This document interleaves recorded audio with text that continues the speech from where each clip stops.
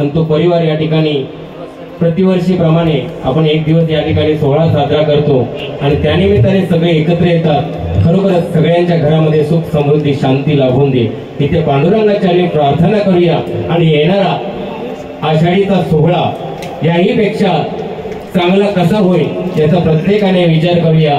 घर प्रपंच कुटुंब सांभाळूनच भजन करायचं आहे। भजनासाठी काम धंदा कोणी सोडू नका हे परत परत मी सांगतोय, कारण भजन म्हटल्यानंतर 4 माणसाने पण होतं आणि 40 माणसाने पण होतं। त्यामुळे प्रत्येकाने आपला कामधंदा सांभाळून भजन करायचं आहे।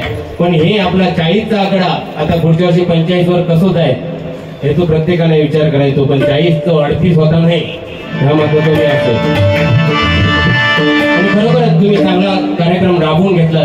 प्रत्येकाला त्याचं श्रेय मंडळातील प्रत्येक सभासदाला त्यांच्या कुटुंबातील परिवारातील सभासदांचा एकदा जोरदार आहे तुमच्यासाठी वाजव। प्रत्येकाने यामध्ये खारीचा वाटा उचललाय आणि खरोखरच हा सोहळा परिपूर्ण करून घेतला। आणि त्यामध्ये विशेषतः सांगायचे म्हणजे आज आमच्या मंडळाला अजूनपर्यंत एकच बुवा होता, गणेश बुवा होते, पण ते कधी कधी येतात गाडी काहीतरी इकडे तिकडे गेली। पण आता वीरेंद्र सावंत तर त्याने आता नोकरी धंदा सांभाळून जरा जरा आमका पण आधार द्या होतो।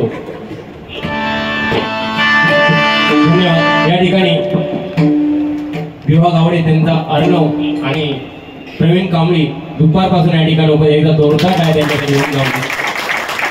आणि आमचे जावई न म्हणता आमचा मुलगाच म्हणा किशोर भोगले यांच्यासाठी एकदा जोरदार आहे वाजवा।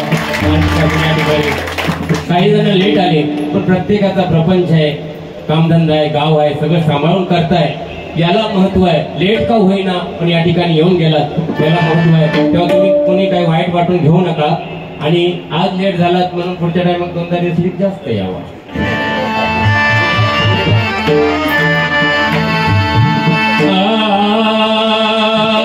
आणि आजचं मला विशेष आवडलं म्हणजे अतिशय सुंदर सूत्रसंचालन कसं असावं साहेबांनी दाखवून दिलं। म्हणजे जो तो येणारा विचारत होता खैना आणलेत म्हटलं आमच्याच मंडळातले आणि बाहेरचा काही घेत नाही म्हटलं आमका घेऊची गरज नाही। आमच्या ते आलापी मानणारे पण आमच्यात ताना मारणारे पण होत आणि बतावणी करणारे पण होत आणि आमचं ही भिंगरी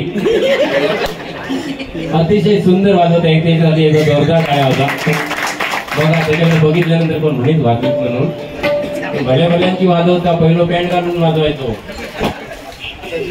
आता जीन्स वरती वाजवता भजना।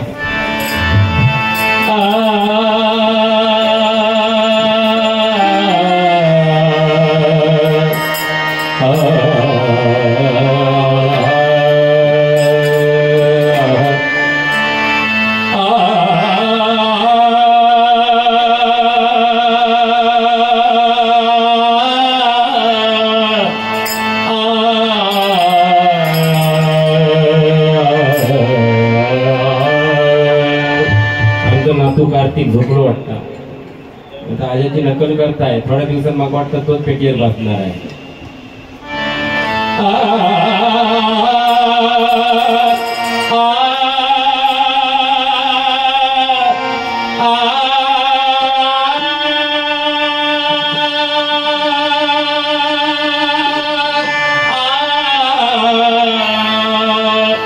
विशेष आभार या ठिकाणी मानायची तर आमच्या सोसायटीतील रुद्र कोऑपरेटिव्ह हाऊसिंग सोसायटीतले सर्व पदाधिकारी मान्यवरांनी या ठिकाणी आपल्याला हा कार्यक्रम करायची संधी दिली तर त्यांच्यासाठी जोरदार टाळ्या वाजवा।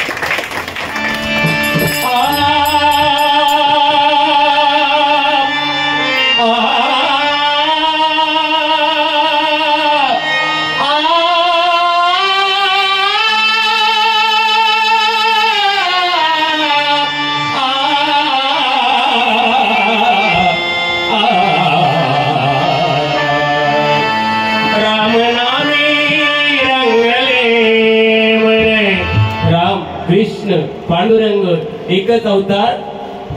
कारण बघा जेव्हा पुंडलिकाने आई वडिलांची सेवा केली तेव्हा कृष्ण धावत आला होता त्याच्या घरापर्यंत, तेव्हा पांडुरंग नव्हता, कृष्ण धावत आला आणि त्या कृष्णाला विटेवरती उभं केलं।